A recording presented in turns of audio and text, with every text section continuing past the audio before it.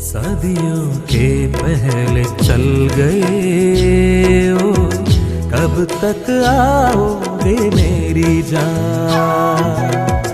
आऊंगा कहते चल गए ओ, कब तक इंतजार करूं। परमेश्वर के नाम की महिमा हो। प्रभात मनन की आराधना संबंधी मनन में आप सभी का हार्दिक स्वागत है। आज प्रभु के दिन में हम सब परमेश्वर की आराधना करने के लिए तैयार हैं। उसके पुत्र के बलिदान को स्मरण कर उसके पवित्र नाम की स्तुति आराधना करने के लिए आओ हम अपने मनों को तैयार करें। प्यारो, पिछले कई सप्ताह से हम प्रभु यीशु मसीह के अलग अलग नामों पर मनन कर रहे हैं। नाम एक इंसान की पहचान को बताता है। सोचिए, यदि लोगों के नाम नहीं होते तो क्या होता। यकीनन काफी अजीबोगरीब परिस्थिति बन जाती। नाम एक व्यक्ति की अपनी पहचान को प्रकट करता है, इसलिए हर एक माता पिता अपने बच्चे के लिए अच्छे से अच्छा नाम चुनते हैं, भले ही आगे चलकर उसका नाम उसके जीवन शैली से बिल्कुल भी मेल ना खाता हो। परंतु प्रभु यीशु मसीह के जितने भी नाम हम बाइबल में पढ़ते हैं, ये मात्र नाम नहीं है, परंतु यह उनका जीवन है, उनकी जीवन शैली है। It's his characters, his identity. आइए आज हम प्रभु यीशु मसीह के एक ऐसे ही नाम पर मनन करेंगे, और वो नाम है अल्फा और ओमेगा, जिसे हम प्रकाशित वाक्य की पुस्तक उसका 22 अध्याय उसके 12 और 13 में पढ़ते हैं। आइए मैं इस भाव को आपके लिए पढ़ देता हूँ।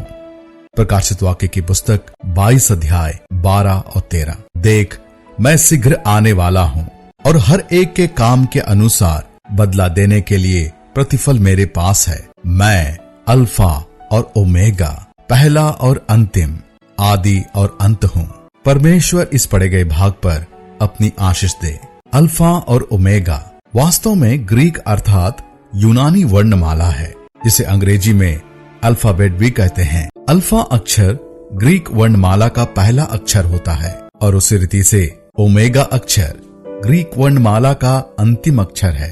जब प्रभु यीशु मसीह कहता है कि वो अल्फा और ओमेगा है, इसका मतलब वही आरंभ है और वही अंत भी है। इसका मतलब प्रभु यीशु मसीह अनंतकालीन परमेश्वर है। He is the eternal God. यशायाह की पुस्तक 41 अध्याय उसके 4 पद में परमेश्वर अपने विषय में यूं कहता है, किसने ये काम किया है और आदि से पीढ़ियों को बुलाता आया है? मैं यहोवा, जो सबसे पहला और अंत के समय रहूंगा, मैं वही हूँ। फिर इसी घोषणा को परमेश्वर कुछ दूसरे बाइबल के भागों में भी करता है, जैसे कि यशायाह 44 अध्याय 6 पद, यहोवा जो इज़राइल का राजा है, अर्थात सेनाओं का यहोवा जो उसका छुड़ाने वाला है, वह यूं कहता है, मैं सबसे पहला हूँ और मैं ही अंत तक रहूंगा। मुझे छोड़ कोई परमेश्वर है ही नहीं। और 48 अध्याय 12 पद में भी कुछ यूं लिखा है, हे याकूब, हे मेरे बुलाए हुए इज़राइल, मेरी ओर कान लगाकर सुन, मैं वही हूँ, मैं ही आदि और मैं ही अंत हूँ। प्यारो, इन पढ़े गए पदों में परमेश्वर अपने आप को मैं ही आदि और मैं ही अंत हूँ कहकर प्रकट करता है। इसका मतलब परमेश्वर अपनी जिस पहचान को पुराने नियम में बार बार प्रकट करता है, उसी पहचान की घोषणा नए नियम में प्रभु यीशु मसीह अपने लिए करता है। अर्थात पुराने नियम में जिसे लोग इज़राइल का परमेश्वर के रूप से जानते थे, वही परमेश्वर एक इंसान बनकर प्रभु यीशु मसीह के रूप में इस धरती पर जन्म लिया। अर्थात वह अनंतकालीन परमेश्वर है। हम यूहन्ना रचित सुसमाचार 8 अध्याय उसके 58 पद में यूं पढ़ते हैं, यीशु ने उनसे कहा, मैं तुमसे सच सच कहता हूँ कि पहले इससे कि इब्राहिम उत्पन्न हुआ, मैं हूँ। और उसी रीति से कुलुस्सियों की पत्री 1 अध्याय 17 में पौलुस कुछ यूं कहता है, वही सब वस्तुओं में प्रथम है और सब वस्तुएं उसी में स्थिर रहती हैं। इसका मतलब प्रभु यीशु मसीह आदि काल में भी था, आज भी स्वर्ग में विराजमान हमारे लिए बिचवाई का कार्य कर रहा है, और आने वाले कल में भी अपने पूरे प्रताप में वापस आएगा। वो अनंतकालीन परमेश्वर है, अल्फा और ओमेगा है, पहला और अंतिम, आदि और अंत वही है। इब्रानियों की पत्री में एक शब्द जो बार बार दोहराया गया है, वह है हमेशा के लिए अथवा सदा के लिए। अंग्रेजी में इसे फॉरएवर लिखा गया है। वास्तव में इब्रानियों की पत्री उन यहूदियों के लिए लिखी गई थी जो पुराने नियम के आधारित पुरानी बातों को थाम कर रखना चाहते थे, उन्हीं नियमों का पालन करना चाहते थे, जैसे कि बलिदान चढ़ाना, महापवित्र स्थान, याजक का कार्य इत्यादि। परंतु ये सारी बातें तो आने वाले मसीहा की ओर इशारा करने वाले मात्र एक चिन्ह के समान थे। जब आने वाला मसीहा इस धरती पर पहुंच गया और अपने आने का उद्देश्य कलवरी क्रूस पर पूरा किया, तब फिर इन प्रतीकों का लुप्त हो जाना अनिवार्य था। इसी सच्चाई को प्रकट करने हेतु इब्रानियों की पत्री लिखी गई थी, अर्थात जिस उद्धारकर्ता के विषय में हमने पूर्व काल से सुना था वह आ चुका, वही यीशु है। पुराने नियम का परमेश्वर और नए नियम का प्रभु यीशु मसीह दो अलग अलग ईश्वर नहीं हैं, परंतु दोनों एक ही हैं। वही अनंतकालीन परमेश्वर है, अल्फा और ओमेगा है, पहला और अंतिम, आदि और अंत वही है। उसका नाम प्रभु यीशु मसीह है।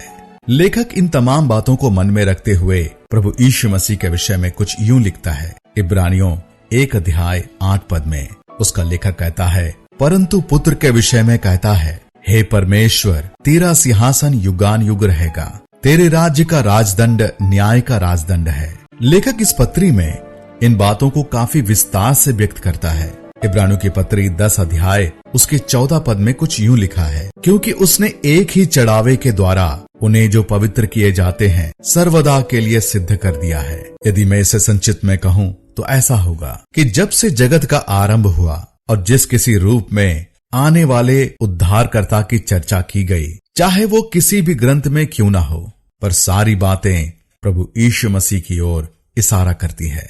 प्रभु यीशु मसीह में वे सारी बातें पूरा होती हैं। प्रभु यीशु मसीह अल्फा और ओमेगा है, पहला और अंतिम, आदि और अंत वही है। उसके सिवाय उद्धार के लिए और कोई दूसरा मार्ग नहीं है।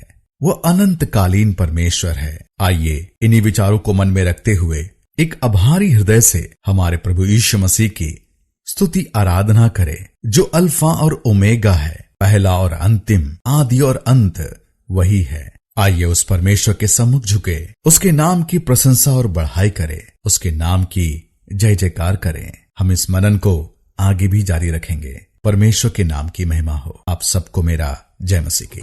जाऊं यदि घर बनाऊं वहाँ, वादा तेरी याद में है।